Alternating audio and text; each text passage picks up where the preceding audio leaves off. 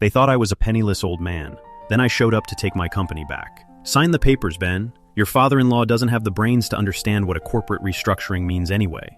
Those words didn't come from my son-in-law. They came from his father, Richard, a man who thought he owned the room because he was wearing a $4,000 suit. We were sitting in a private dining room on a Tuesday evening, and they were laying out a legal trap to strip my company of its core assets. Ben was holding the pen, looking stressed, sweating right through his collar. His mother, Eleanor, was sipping her wine, smiling that fake, polite smile that rich people use when they think they're robbing a peasant. They thought I was just Mark, the quiet old guy who spends his days fixing old outboard motors in a greasy jacket. They thought I lived on a tiny pension and didn't belong at a table where millions of dollars were moving. They had no idea. Go ahead, Ben, I said, leaning back in my chair, not even touching my coffee. Sign it.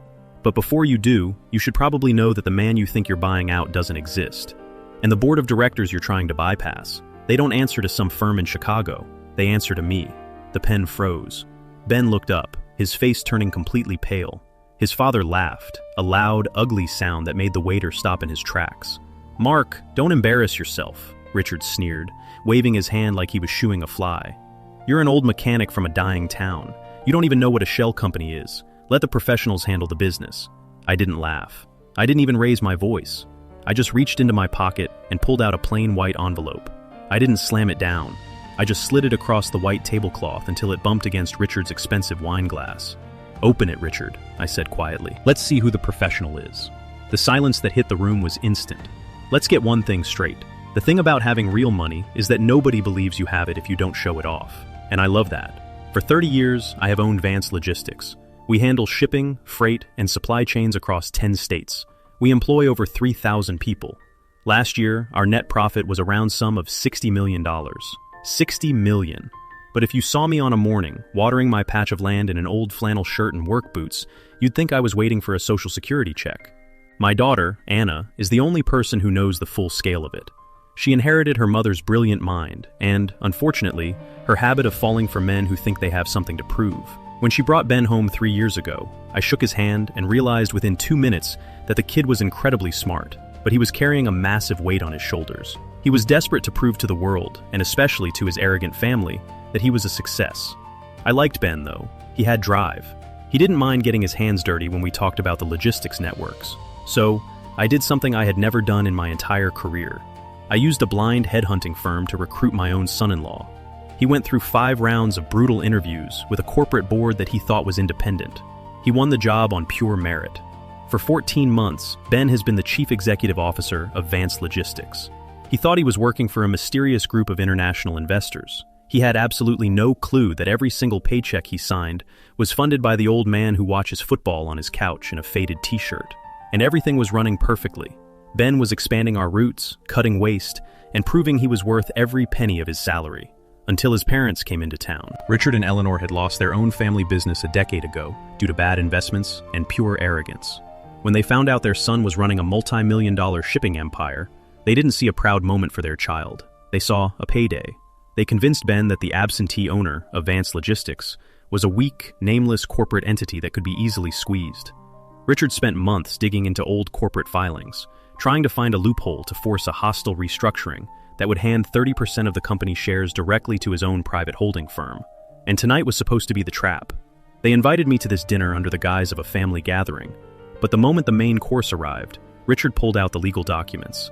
He told Ben that it was time to take control, claiming they had found a legal vulnerability in the company's founding charter.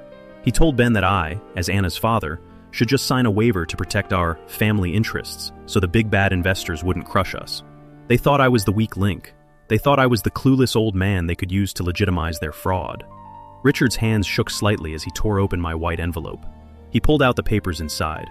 I watched his eyes move across the pages, and the smug, arrogant look on his face completely evaporated. His skin went gray. "What is this?" Eleanor asked, her voice losing its polite edge. "Richard, what is that?"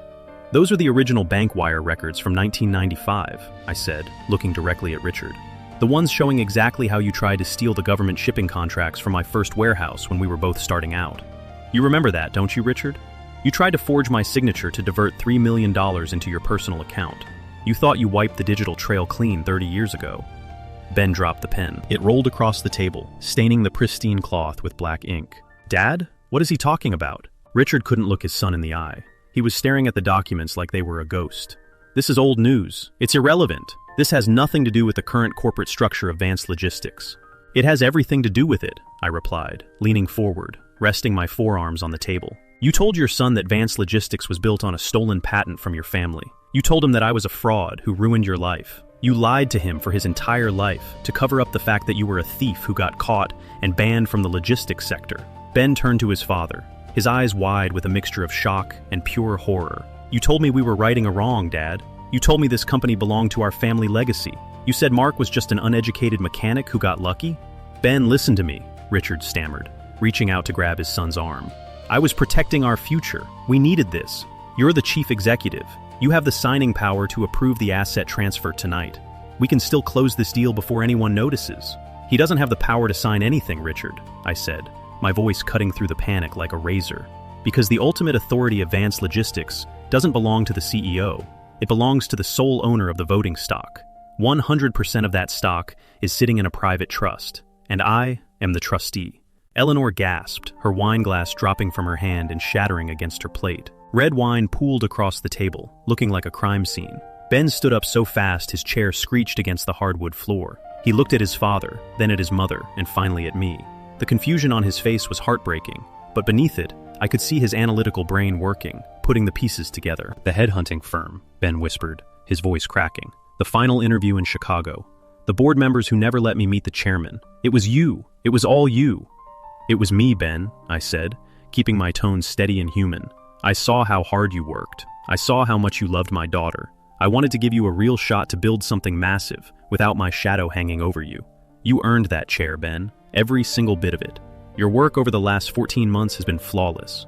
But your father found out you were running the show, and he thought he could use your position to finally rob me of what he couldn't steal 30 years ago. Richard slammed his fist on the table. This is a setup. You dragged us here to humiliate us. No, I said, looking him dead in the eye until he flinched. I came here to eat a steak and see if my son-in-law had a spine. You brought the shovel, Richard. You dug the hole. I just let you stand in it. The restaurant staff was completely frozen near the kitchen doors. Nobody dared to come close to our table. The tension was so thick you could have cut it with a bread knife. Richard stood up, his face twisted in a mask of desperate rage. Come on, Eleanor, we're leaving. Ben, pack your things. We are taking this to court. We will contest the ownership structure. We will tie this old man up in litigation until he bleeds cash. Sit down, Richard, Ben said. The tone of my son-in-law's voice surprised even me. It wasn't the voice of a panicked kid anymore. It was cold. It was deliberate. It was the exact voice he used when he fired underperforming regional managers in the boardroom. Richard blinked at his son. What did you say? I said, sit down, Ben repeated, leaning over the table, planting his hands firmly on the wood. You lied to me. You used my marriage. You used my career. And you tried to make me commit corporate fraud against my wife's family. You're not suing anyone. If you even think about hiring a lawyer, I will personally hand Mark's envelope to the federal prosecutors. I know exactly how you structured those holding companies for this takeover, Dad. I wrote the compliance reports because I thought we were merging legitimate assets. I can destroy your entire financial existence with one phone call. Richard looked at his son and realized, for the first time in his life, that he had no cards left to play. His own son had just shut him down completely. Eleanor grabbed her purse, her hands shaking uncontrollably. Ben, how can you say that to your father? Because my father tried to ruin my life tonight, Ben said, his voice dropping to a harsh whisper. Get out, both of you. Don't call me. Don't show up at our house. We are done. For a long, agonizing moment, nobody moved.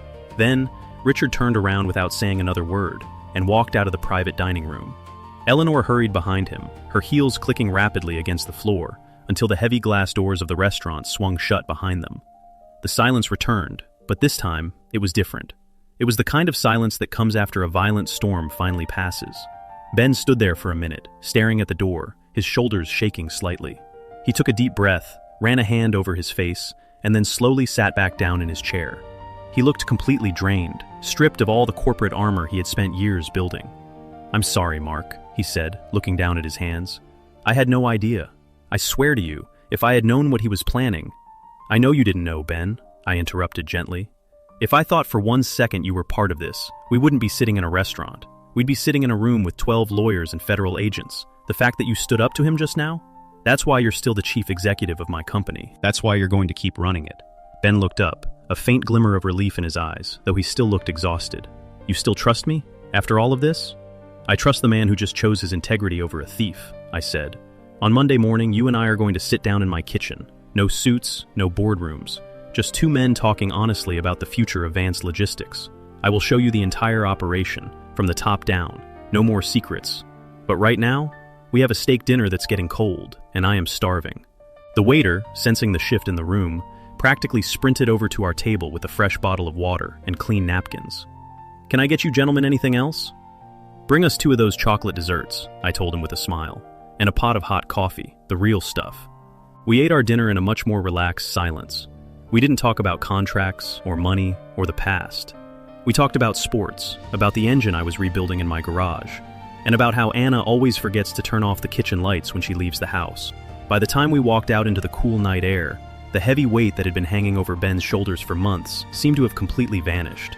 I unlocked my old truck, the door creaking loudly in the quiet parking lot. Ben looked at it, then looked at me, a small pierce of laughter escaping his throat. You really drive a 20-year-old truck while owning a $60 million empire? He asked, shaking his head.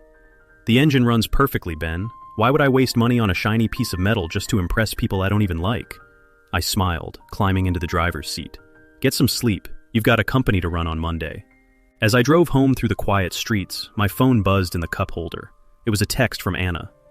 Ben just called me and told me everything. He's crying, but he says he's never felt more free. You are completely insane, Dad, but I love you. Also, please wash that greasy flannel shirt.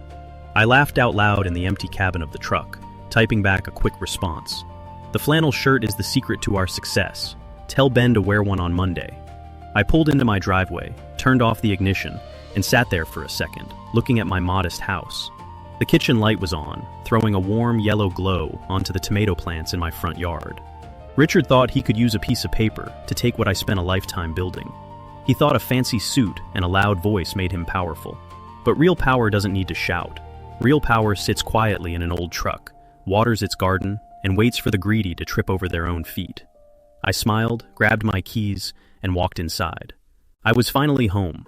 If you want more real, unfiltered stories about justice and family loyalty, don't forget to hit that like button and subscribe to the channel. Your support means everything to us and keeps these stories coming every single week. Thank you for listening, and stay sharp out there.